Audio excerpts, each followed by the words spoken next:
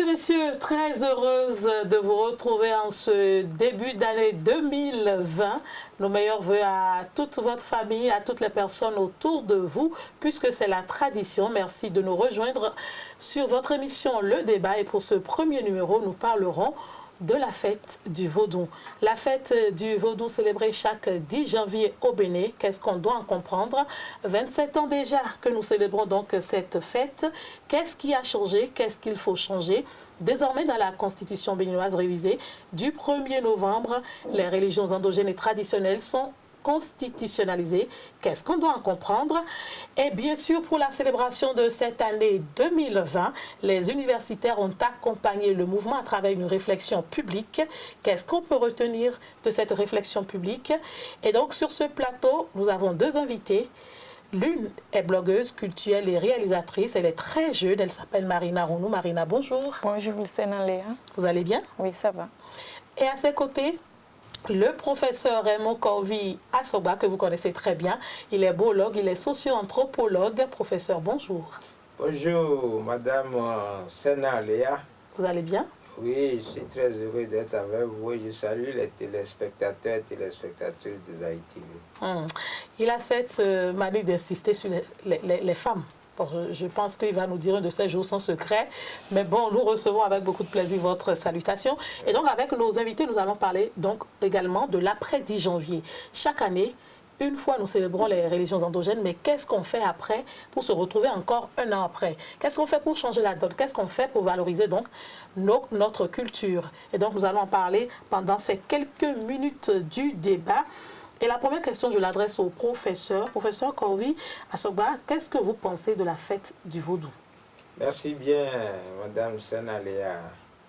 Le 10 janvier, pour nous, a été, il faut le dire, bien sûr, une révélation, une idée très ingénieuse que les politiques ont eue de recadrer le temps au Bénin.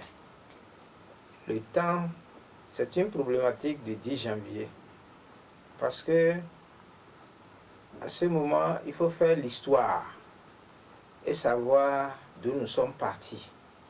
Nous sommes partis de 1894. Il faut le dire aux jeunes, 1894, quand le roi Béhanzin, Dada Béhanzin, s'est rendu à Dode et que les Français se sont accaparés la terre de nos aïeux. Ils ont changé tout. Ils ont mis de côté tous les Wendomenu. Ils ont mis de côté les Djoamo. Ils ont mis de côté nos manières d'être, de vivre. Et ils ont imposé un ordre militaire. Ils ont instauré une administration militaire. Ils ont interdit que l'on pratique ce que nous pratiquons. Et pour cela, ils se sont associés aux religieux, aux prêtres, aux missionnaires, à qui ils donnaient des subventions pour créer des églises et aussi des écoles. Et l'école a été le lieu où on nous a appris à détester nous-mêmes. On nous a appris à n'aimer que ce qui vient de l'extérieur. L'école où on a appris aux fonctionnaires à se mettre au service du blanc, de la France, et à ne pas servir les populations africaines. C'est tout cela le temps de la colonisation. Et donc, on a écarté au Vaudou qui a servi à organiser ce territoire avant l'arrivée des Blancs, on a écarté au Vaudou. Et pendant 98 ans, de 1894 à 1992, nous sommes restés dans l'obscurité des cultures du Bénin et on a passé tout le temps à mimer, comme un Kaleta, à mimer ce que les Occidentaux nous ont appris. Mais pendant ce temps, dans l'obscurité, nos ancêtres, nos grands-parents, ils ont continué de respecter les principes du Vaudou. Ils ont continué d'accomplir les rites. Ils ont continué de célébrer les Vaudous selon un temps, un calendrier. Le calendrier du faisan a toujours été respecté. Et donc, c'est cette dynamique-là que le 10 janvier est venu instaurer comme un pilier du renouveau démocratique. Et donc, 10 janvier, pour moi, c'est le retour de la liberté qui avait été arrachée à nos ancêtres. Oui, mais professeur, avant de rejoindre Marina, quand vous dites ça ainsi, moi, je reçois un choc. C'est vrai, il y a eu la colonisation, il y a tout ce qu'on a voulu. Mais à un moment donné, c'est parce que nous-mêmes, en tant que citoyens béninois, nous y avons cru. Et donc, la responsabilité n'est pas qu'aux missionnaires qui sont venus. Non, faut pas être choqué. Faut pas avoir peur de le reconnaître. C'est la responsabilité partagée. On nous a imposé ça. Oui, on aurait pu refuser aussi, non? Non, on ne pouvait pas. Justement, tous ceux qui ont refusé ont été tués. Tous ceux qui ont refusé, oui, tous ceux qui ont refusé ont été systématiquement mis de côté. L'administration les a massacrés, comme Louis Hunkarin, comme les frères Zissou, comme les frères Bodé. Mais cette administration qu'on vous a imposée, cette éducation qu'on vous a imposée, que vous décriez aujourd'hui, a quand même fait de vous le professeur que vous êtes. Oui, parce qu'on ne pouvait pas nous tuer. Non, professeur, ça vous aide aujourd'hui quand même à mener des réflexions. Et une réflexion pour mettre cette liberté au service du Bénin et non plus de l'extérieur. Ça veut dire qu'à un moment donné, vous avez dû prendre une décision. Justement, nous avons dû prendre conscience. Et donc cette prise de conscience, tout le monde peut le faire. Oui, c'est pour cette prise de conscience que nous avons organisé la conférence. Donc c'est pour cette prise de conscience que nous sommes en train de nous réapproprier les outils de la science pour que nos réflexions maintenant ne soient plus stériles. Voilà, c'est important de le dire. Et aussi, il faut rappeler les Lumumba qui ont été assassinés. Ils sont nombreux. Les Africains qui sont partis. Que l'administration coloniale a systématiquement matraqué. Quelqu'un m'a dit, oui, souvenez-vous de ce que le roi des Belges a dit aux missionnaires. Le roi des Belges leur a dit, n'allez pas leur enseigner Dieu, ils connaissent déjà Dieu. N'allez pas leur enseigner le bien et le mal. Même les enfants de 5 ans savent déjà qu'il ne faut pas voler, qu'il ne faut pas mentir.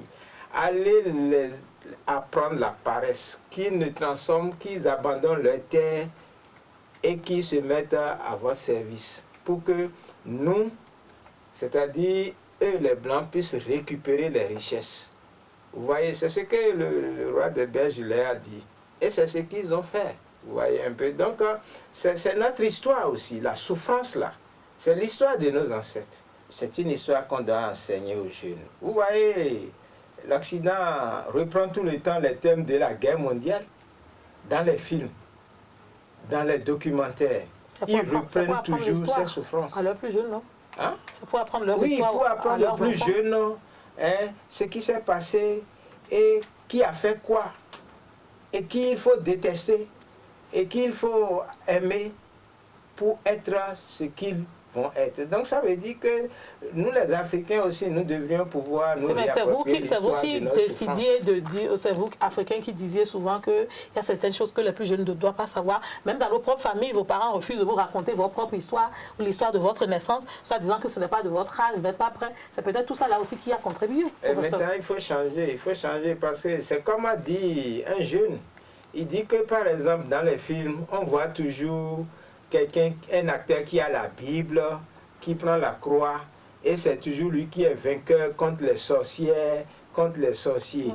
Et donc les sorcières, les sorciers sont toujours dans le vaudou, et puis ceux qui ont la Bible sont dans la religion chrétienne, ou bien c'est le Coran, ou bien c'est la Bhagavad Gita. Et donc toujours vaudou est présenté comme quelque chose de diabolique. Parce que vous ne faites rien pour valoriser. Il faut qu'on change ça. Marina Ounou, c'est vrai que vous êtes blogueuse culturelle, vous vous intéressez à tout ce qui est relatif à notre tradition. Mais ma première question, qu'est-ce que vous pensez de la fête du Vaudou? Est-ce que ça a changé quelque chose pour vous, jeune génération?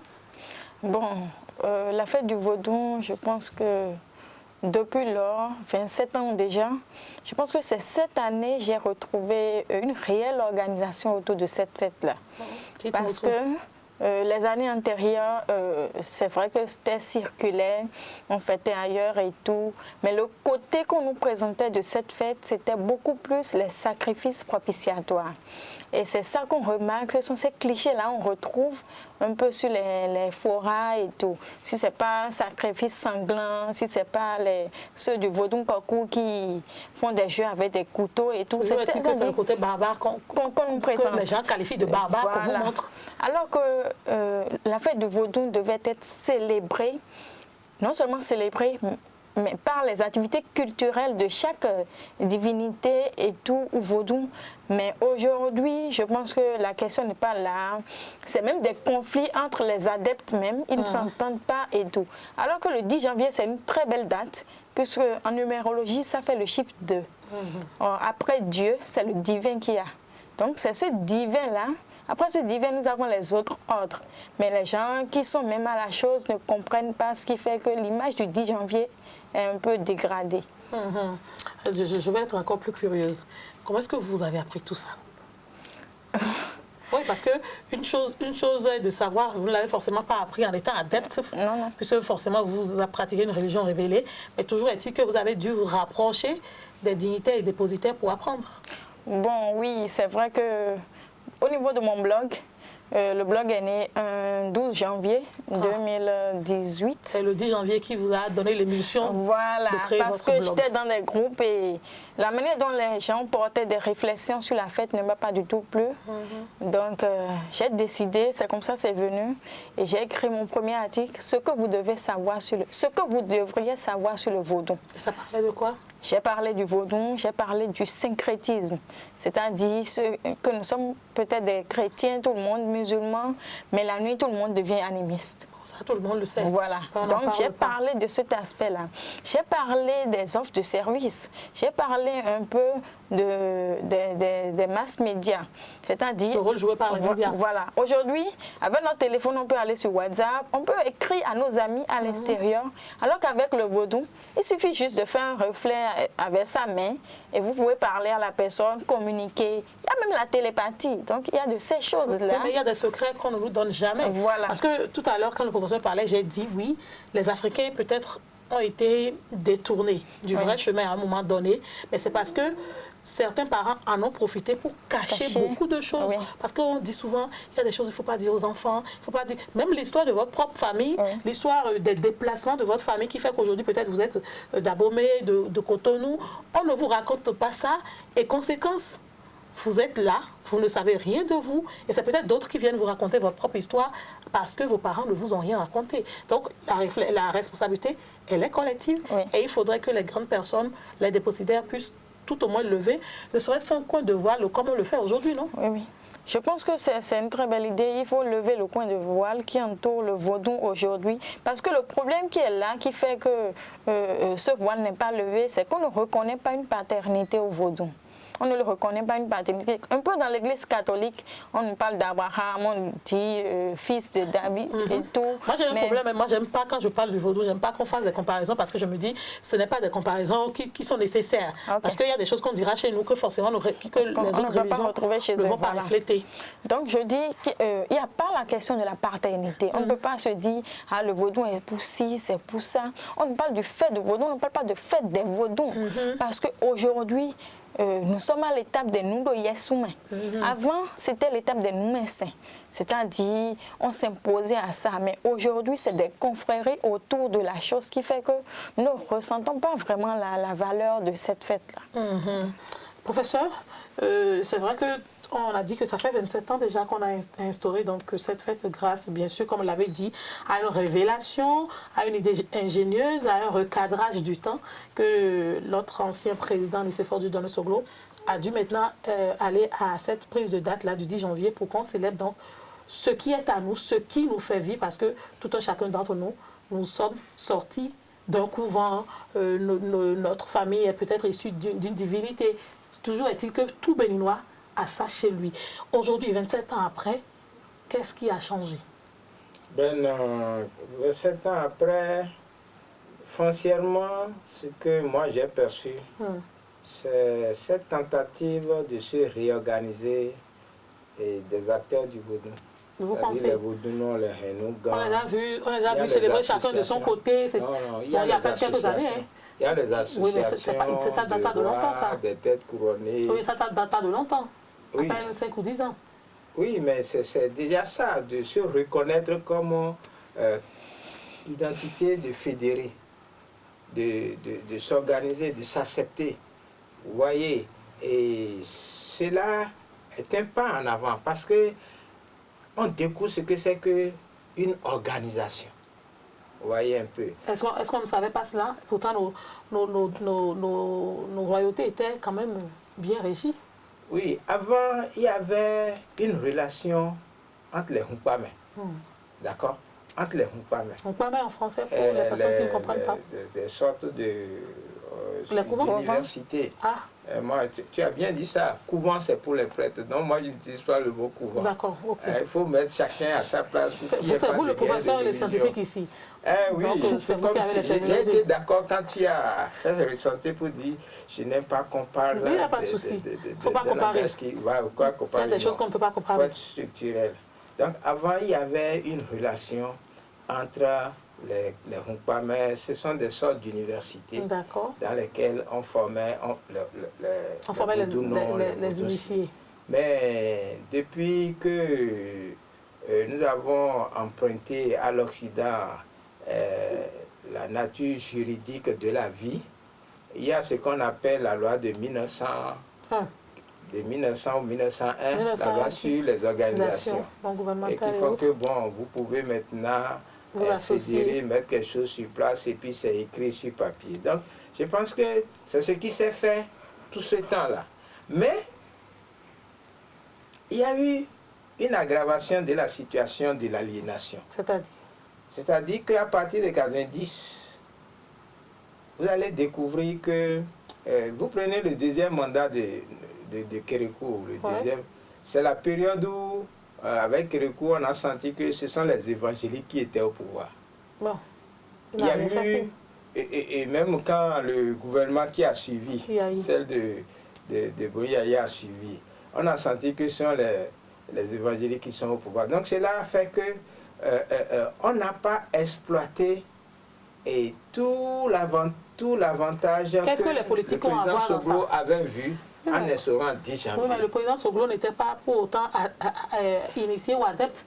Non, mais il a à Ouida 92, dans son discours d'ouverture, il a mis en place un espoir que Vodou développe une base économique.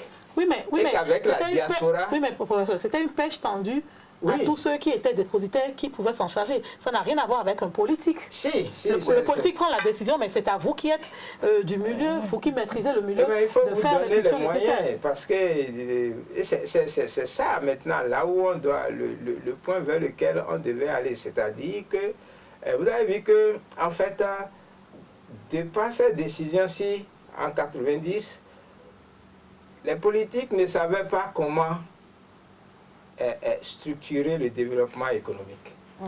Puisque tous les acquis de la révolution populaire avaient été jetés, on a jeté le bébé avec l'eau, les politiques sont allés emprunter la politique de municipalisation de la France. Bon, d'accord. Pour organiser, organiser le pays avec les mairies et puis la décentralisation, c'est-à-dire on a supposé que l'État devait transférer certaines compétences aux maires. Mais ça ne s'est pas fait jusqu'ici. Il y a eu la décentralisation, mais la décentralisation est devenue une occasion de corruption mais pour les activités, je ne suis pas ne de voir le lien avec l'organisation au sein de nos... À ce moment, il fallait juridiciser l'organisation territoriale du Bénin à partir des rois et têtes couronnées, des Honogans, des Hénougans. Donc c'est aux autorités publiques de le faire. Les topons-là, on devrait prendre ces entités-là, si possible leur trouver des noms, et prendre cela comme l'organisation territoriale. On n'a pas fait ça. Or, cela correspond à l'histoire du Bénin. Une histoire qu'on ne viendra pas nous enseigner parce que nous l'avons vécue jusque-là. Mais on ne l'a pas fait. On a repoussé les districts et autres créés au temps de la Révolution populaire. Et on est allé chercher la municipalisation de France. Aujourd'hui, vous allez voir que donc, et chaque gouvernement qui vient recommence le même schéma comme le mythe de Sisyphe, qui chaque fois recommence le même travail. Vous voyez un peu. Donc, ça voudrait dire que ce travail d'associer les Vaudounos comme des acteurs de développement politique et économique et même d'amélioration de l'éducation, ce travail n'a pas été fait pendant ces 27 ans. D'accord. On s'est contenté seulement le 10 janvier, on sait qu'il y a une subvention qu'on donne, les rituels sont faits, les sacrifices sont faits, et puis dès qu'on finit, le lendemain, on retombe dans le quotidien des tâches routinières. C'est ce qui s'est fait. Bon, moi j'insiste encore parce que je n'ai pas encore eu gain de cause dans ce que je veux. Moi, j'aime à dire souvent que quand vous êtes chef de famille, par exemple, et que vous voulez impulser une dynamique à votre famille, vous n'attendez pas forcément les autorités politiques au haut niveau avant de changer la donne. Vous êtes père de famille, c'est deux options. Soit vous réunissez toute la famille, vous posez le problème et vous entendez sur la conduite à tenir, soit vous prenez la décision et c'est à respecter par tout le monde. Je pense que c'est comme ça que nous fonctionnons dans nos familles. Pourquoi est-ce qu'en tant que dépositaire, peut-être que Marina va trouver une réponse avant que le professeur ne réagisse, parce que vous êtes apparemment très informé, pourquoi est-ce que nos dépositaires, certes, certains sont organisés, pourquoi est-ce que vous ne dites pas, par exemple, désormais, que vous ne vous entendiez surtout pas, parce qu'il y a ça aussi, il y a l'entente, puisque Marina l'a soulevé tout à l'heure, pour dire, au prochain 10 janvier, quand même, on a 10 mois ou 11 mois pour préparer notre fête qui est au mois de janvier. Si on enlève, ça fait 11 mois. Pourquoi est-ce qu'on ne s'entend pas pour dire, cette année, nous organisons tellement bien que nous le célébrons à un tel endroit ou à 2 ou 3 endroits et nous le ferons de telle manière pour leur montrer que nous aussi, nous sommes organisés. Je le dis pourquoi. Par exemple, à la célébration que nous venons de faire, vous remarquez toujours qu'il y a, excusez du peu, cette indiscipline, pas au niveau des adeptes ou des initiés, mais au niveau des simples populations qui viennent regarder la sortie de nos divinités, par exemple. Est-ce que cela n'amènera pas ceux qui sont mieux organisés que vous à penser que vous n'êtes pas prêts pour le changement? Bon, pas vous, Marina, mais bon, dans un cadre global. Parce que pour moi, si nous-mêmes on ne s'organise pas, les autres ne verront pas l'utilité de nous accompagner, puisqu'il y a déjà cette aliénation qui est déjà là. Voilà. Pour la question, je dirais, la population, on ne va pas lui refuser le fait d'être curieux. Donc, on ne saurait même pas le refuser. Voilà. Donc, je pense que l'organisation, la question de l'organisation, c'est beaucoup par rapport aux communautés traditionnelles, c'est-à-dire par divinité et tout.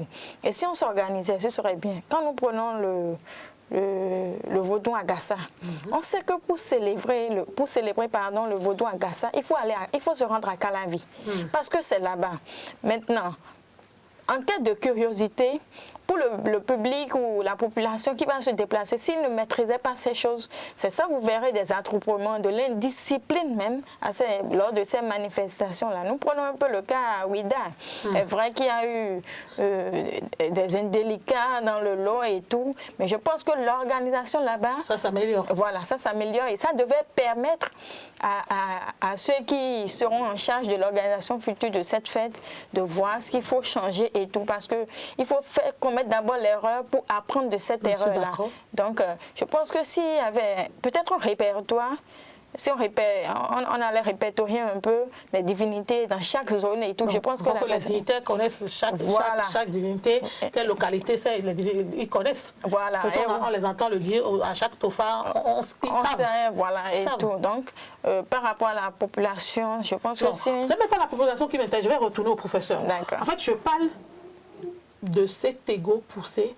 Je suis désolée d'utiliser ce mot, mais c'est quand même le mot que je trouve, de dire que moi, je suis dignitaire, et donc ça se fera selon mes règles, et que l'autre n'a pas droit de citer. Professeur, vous savez de quoi je parle.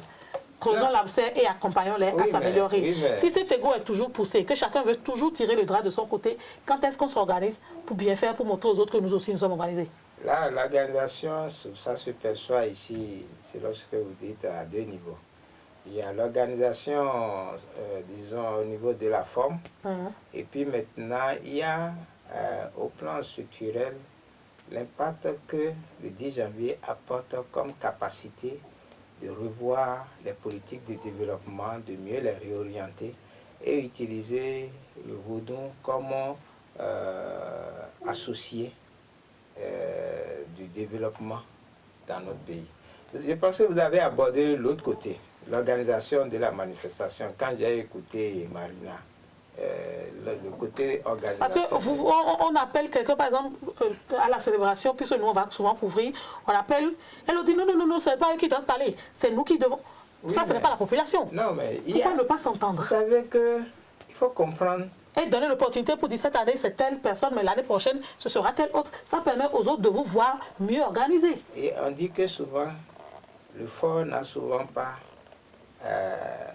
la possibilité d'utiliser sa suprématie, d'accord, pour faire accepter libéralement. Le fort n'est jamais assez fort pour être toujours le maître. Voilà. Mais ici, dans le pays vaudou, c'est la liberté qui est un facteur prégnant.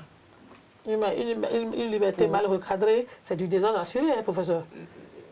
Ce que vous appelez le désordre, parce que par exemple, quand vous allez, dialectique. Oui, mais professeur, quand vous allez dans un couvent spécifique, c'est tellement organisé. Oui. Mais pourquoi quand chaque couvent sort, bon, vous avez dit de plus des couvents, pardon, chaque université spécialisée sort, on ne voit pas cette organisation, cette union autour de la chose. Je ne sais pas comment je vais dire, parce que pour moi, il faut qu'on en arrive là pour montrer aux autres que nous-mêmes on est capable. Il y a toujours des rapports de force là où il y a intérêt. Là où il y a intérêt financier, là où il y a intérêt, ne serait-ce même que par rapport aux images. Vous voyez un peu, passer à la télé, et être vu, parler aux populations. Il y a celui qui doit parler. Oui. C'est-à-dire que ce sont... On n'arrive toujours pas à s'entendre sur celui qui doit parler. Il y a des espaces. Il y a des espaces. Et je pense que tout cela fait partie de l'émulation de cette période d'avant et après le 10 janvier. Et nécessairement, assurément, quand vous le dites, je vais mieux cibler pour réfléchir à la chose. Mais concevez que chacun, parce que c'est le vaudou, mais il y a plusieurs symboles de vaudou. Bien sûr. Il y a les zangans, il y a les koutitos, il y a les zangbetos, il y a beaucoup de vaudou. Mais chacun est autonome. Et chacun manifeste ce jour-là sa manière de s'organiser et puis de se faire voir, de se faire entendre, de se faire désirer et marquer les consciences. Et tout cela l'un dans l'autre, vous qui êtes à l'extérieur, il y a une différence. Vous ne pouvez pas percevoir les enjeux. Il y a des enjeux. Je suis d'accord qu'il y a des enjeux, mais on peut au moins, ce que je dis, professeur, vous êtes universitaire. Oui. Vous ne vous entendez pas souvent entre professeurs quand vous faites par exemple une conférence publique ou quand vous organisez une conférence critique, je ne sais pas. Vous ne vous entendez forcément pas, chacun a son idéologie, mais toujours est-il que vous donnez l'opportunité à l'autre de s'exprimer, quitte à ce qu'après vous dites, bon, effectivement ce qu'il a dit, je pense qu'il y a du bien, on pourrait s'améliorer et de la discussion jaillit la lumière. Mais aujourd'hui, on a l'impression que c'est les mêmes qui veulent toujours être au-devant. Ils veulent jamais donner l'opportunité aux autres et les frustrations naissent. Et conséquence, au lieu de s'entendre, on se divise davantage avec des querelles, on n'a plus fini. Et ce n'est pas seulement au couvent, ça entre même dans nos familles, ça entre également dans nos royautés. Vous voulez qu'on nous fasse confiance? Il y a un collègue qui a attiré mon attention sur le vécu. Effectivement, sur l'utilisation des vaudous et autres. D'accord? Et c'est aussi un objet de réflexion. Parce que je me dis, ceux qui sont gardiens et dépositaires et autres peuvent au moins mettre la dynamique. Parce qu'il y en a qui maîtrisent tellement la chose, qui connaissent l'histoire, qui peuvent amener les autres à se dire, ah, faisons comme ceci pour que ce soit meilleur. Parce que moi, je pense que plus on sera mieux organisé dans nos religions, dans nos traditions, dans nos familles, plus les autres auront envie de venir découvrir. Oui, regardez, par exemple, quand je vous prends, vous les journalistes, sur un plateau de télévision, il y a le cadreur, il y a le... Nous sommes nombreux, c'est toute une équipe. Eh bien, quand vous regardez, vous dites qu'il y a un fouillis, une pagaille. Oui, mais tout cela rentre dans un rapport... Je suis d'accord avec vous, professeur. Et on sait que jusqu'à ce qu'on réceptionne l'image en définitive, à la maison, et on est parti d'abord d'un préalable. En fait, je ne demande que cette organisation-là, puisque nous sommes différents, déjà par le travail que nous faisons, nous sommes différents par la manière dont nous pensons, mais toujours est-il que pour la bonne cause et pour que nos populations puissent recevoir ce que nous faisons, nous essayons de nous entendre. Oui, mais ce que moi, c'est l'une des réformes pour moi qu'il faudrait faire. Ça fait partie de toute organisation. Même quand vous suivez dans les pays occidentaux, on fait les foires et autres. On intègre même les voleurs, les pickpockets. Une fois, c'est quand même pour la masse. Donc, il y a tout ça. Mais je ne vais pas vous convaincre. De toute façon, le professeur est convaincu que c'est normal. Ici oui, c'est normal. C'est normal. D'accord. Parce que tout cela fait partie de la dynamique de la chose. Mais ici, ce sur quoi j'ai voulu attirer l'attention, c'est en fait, pendant cette période-là, vous avez vu que jusqu'au dernier mandat, le roi et tête couronnée a introduit, par exemple, une demande que soit créée une chambre pour les rois et têtes couronnées au niveau du Parlement, afin que, avant que les lois ne soient votées, eux, les têtes couronnées rois, qui ont à charge l'ordre de la société, puissent juger de la pertinence des projets qu'on doit voter et financer. Pour s'assurer que ce sera mis en application correctement. Voilà, ça va dans le sens du perfectionnement des comportements, des lois, de vivre ensemble. Vous avez vu un peu. Donc c'est de ça, c'est sur ça que je mettais l'accent lorsque je parlais. Je pense que c'est l'une des réformes majeures. Il faudra qu'on insère rapidement ces dignitaires-là au niveau de certaines structures de notre société pour leur donner l'opportunité de vraiment jouer leur rôle. Oui, parce qu'à partir du 10 janvier, il faut comprendre maintenant que Vodou rentre dans le débat public d'utilisation des deniers publics. Comme qui dirait votre collègue Topanou, nous sommes dans une société de beau, il faudrait que notre organisation se structure autour de cela pour qu'on puisse l'intégrer réellement, c'est ça, hein? Oui, c'est ce que... D'accord, moi je veux qu'on aille à votre conférence parce qu'apparemment on a fait plus de 30 minutes déjà. Vous avez organisé une conférence publique et vous avez mis l'accent sur l'après 10 janvier, le 10 janvier et après. Et avant que je vous donne la parole, je vais écouter Marina puisqu'elle a fait un documentaire. Oui, elle a présenté un film sur Vodou Zekmon Adono. Voilà, elle va me dire qu'est-ce qui l'a motivé à faire ce film. Qu'est-ce que moi je peux retenir de ce vaudou? Ou qu'est-ce que l'internaute, le téléspectateur peut retenir pour mieux comprendre ce vaudou? Ok, le film que j'ai réalisé est intitulé Vodou Zekmon Adono, dans l'esprit d'une mère. Ce film, je l'ai réalisé en 2016 lorsque j'étais en fin de formation à ISMA. Et ce film porte sur une divinité gémellée, c'est-à-dire une divinité jumeau. C'est-à-dire, c'est une femme. Donc, l'histoire m'a été contée par ma grand-mère. Oui. Donc, elle me parlait... Vous avez eu de la chance. Voilà. Donc, je n'étais pas convaincue quand elle m'a raconté l'histoire. J'ai décidé d'aller faire l'expérience. D'aller enquêter un bon journaliste. Donc, pour mieux comprendre. Même avant d'aller enquêter, c'était à l'étape onirique que j'ai eu les informations sur la source d'eau et tout. Donc, j'ai été faire le repérage avec le professeur Raymond. Voilà. Puisque je l'ai associé, lui-même, il ne savait pas. Donc, on a fait l'expérience ensemble, on allait découvrir la source et tout. Mais je peux vous dire, c'était une belle expérience. Et vous n'avez pas encore dit ce que moi, il doit savoir. Parce que moi, je n'ai pas fait l'expérience. D'accord. Et curieuse, je veux savoir ce qu'il en est. Il n'y a pas de problème. En fait, le Vodou Zekmon Adono, c'est une divinité. C'est parce qu'ils sont jumeaux qu'il y a les deux ensemble, les deux non ensemble? Non. L'autre s'appelle Zekmon Adono, Titi Dagbe. Et la femelle, c'est Zekmon Adono tout court. D'accord. Elle traite beaucoup plus des questions de fécondité, de conflits conjugaux, voilà. D'accord. Le règlement de tout ce qui est dans le foyer. Tout ce qui est dans le foyer et tout. Même les maladies liées aux enfants. Il arrive des moments où le père et la mère... Voilà. Oui. Le père et la mère ne s'entendent pas et l'enfant commence une maladie qu'on appelle fiofio. Oui, ça c'est pour les enfants, surtout les enfants jumeaux. Oui. Les enfants jumeaux, après les enfants quand il y a des disputes au sein du couple. Voilà. Donc, même parfois, quand il arrive que vous ne vous entendez pas avec une personne et vous lui dites en vernaculaire, ou bien je ne te pardonne pas, je ne te pardonne pas, et je ne lâche pas prise. Voilà. Très tôt, cette divinité capte ça, et ce qui fait que quand vous décidez de vous remettre avec la personne, c'est plutôt cette divinité maintenant qui frappe. Parce qu'elle se dit qu'il y a un rituel qu'on appelle le sintonton. Donc c'est un rituel de réconciliation qui doit... Je pense que tout le monde doit connaître. Voilà. Bon, je ne sais pas comment expliquer ça en français, mais toujours est-il que c'est un peu comme de la purification. C'est ça. Voilà. L'autre prend de l'eau, crache sur l'autre et l'autre en retour. Dans nos familles, on dit souvent, tu as un conflit avec telle personne, il faudrait que tu ailles lui demander pardon, que la personne puisse te remettre ton péché entre griffes, oui, et que la personne puisse te pardonner, et que pour cela, il faut vous réconcilier avec de l'eau, des libations, c'est ça, hein? Oui, oui, c'est un peu ça.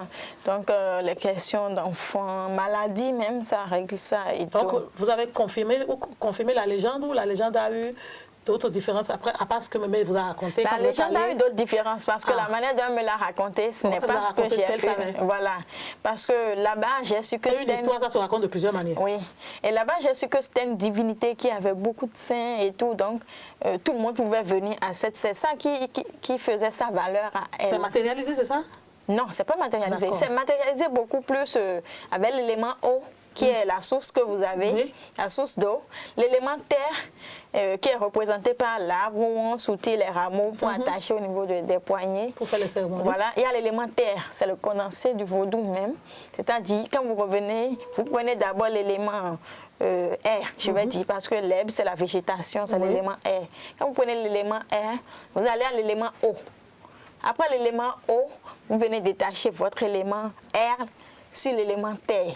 C'est-à-dire, vous prenez l'huile là et tout. Donc, c'est un peu un rituel. Mais quand vous en parlez, c'était très beau. Hein, oui.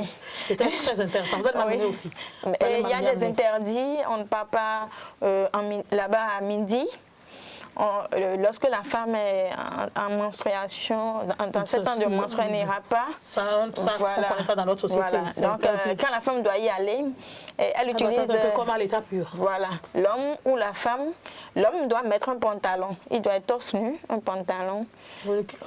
Ou une culotte. Voilà. La femme, elle a un pain mouillé à la taille. Comme on le fait chez nous. Voilà. Et pour entrer, c'est la technique astrale. On n'entre pas le dos. Voilà, et on ressort par le dos.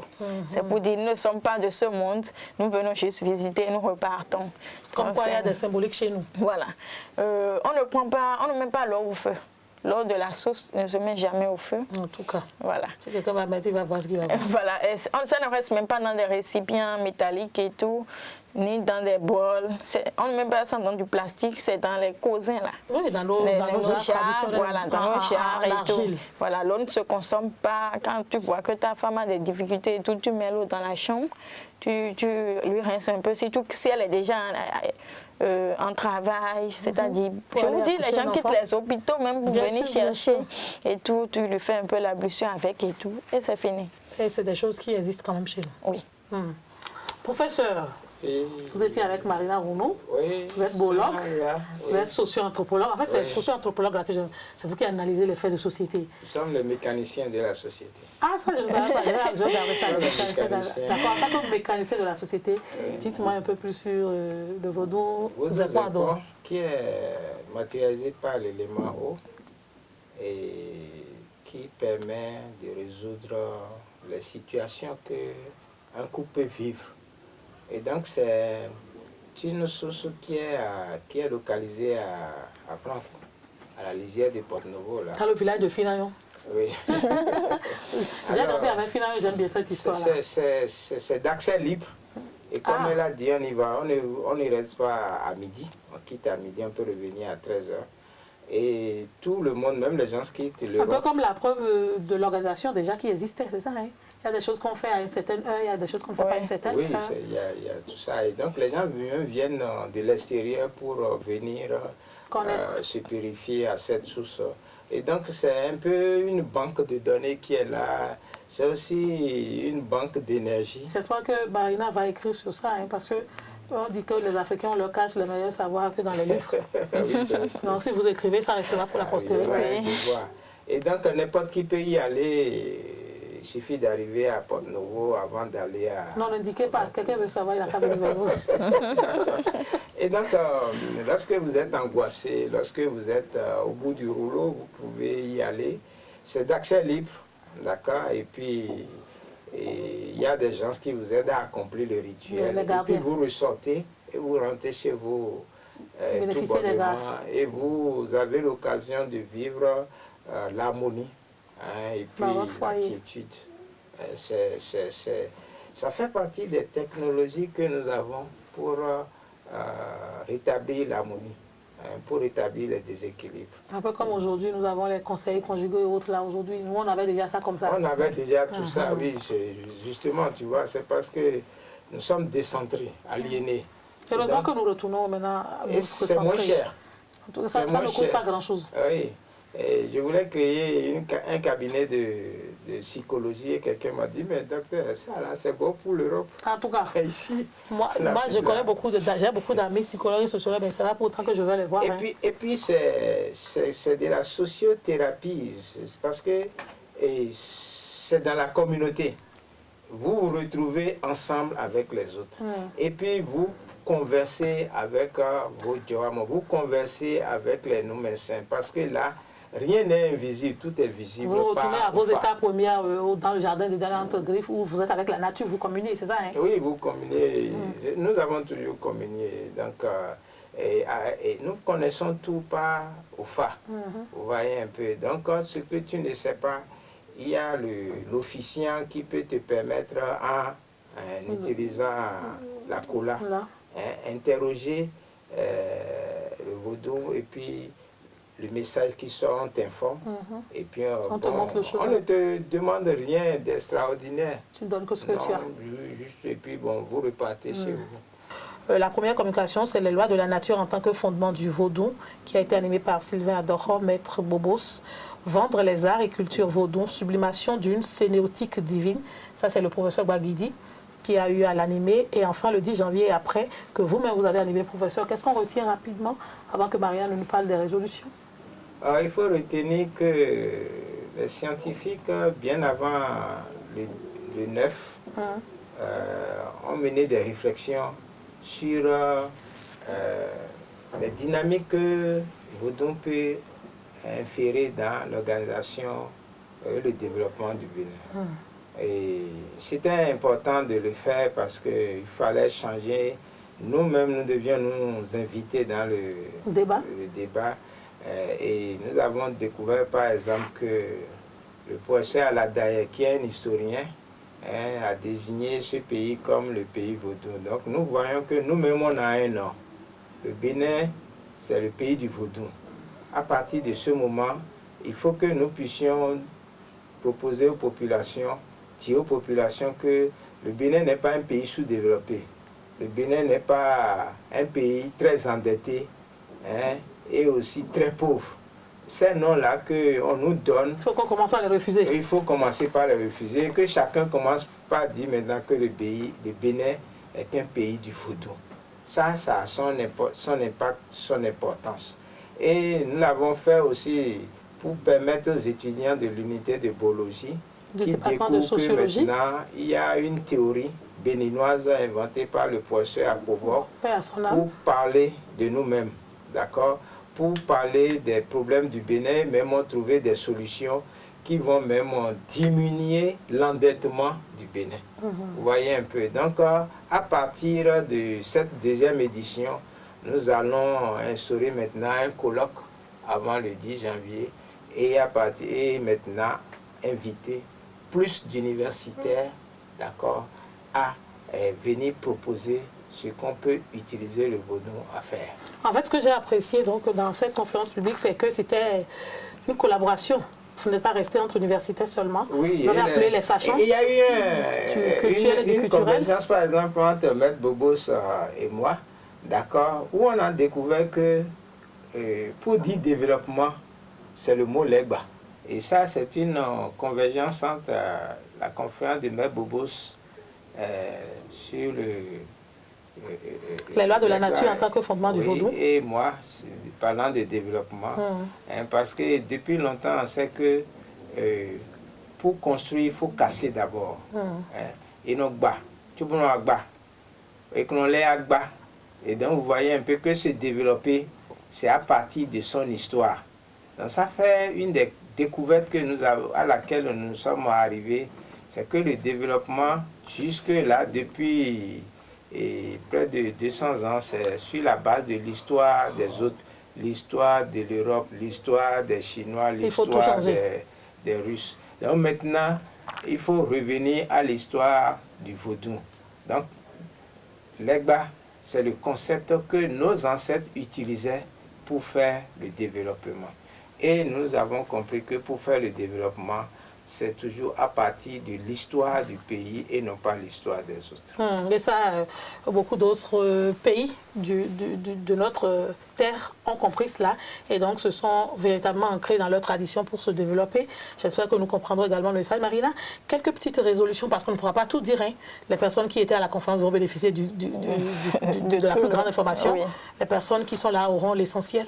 Ok, comme résolution, la première résolution, c'est d'abord de penser changer, de penser à comment faire pour changer le drapeau du Bénin. Plutôt, au lieu du vert, jaune, rouge, on va les mettre en couleur vaudou. C'est-à-dire le noir qui correspond à Sakwata, la terre, le rouge à Revioso, le feu, et le blanc Mamidan, qui est l'élément air. Pour respecter les trois couleurs que nous avons actuellement. Voilà, c'est un peu ça.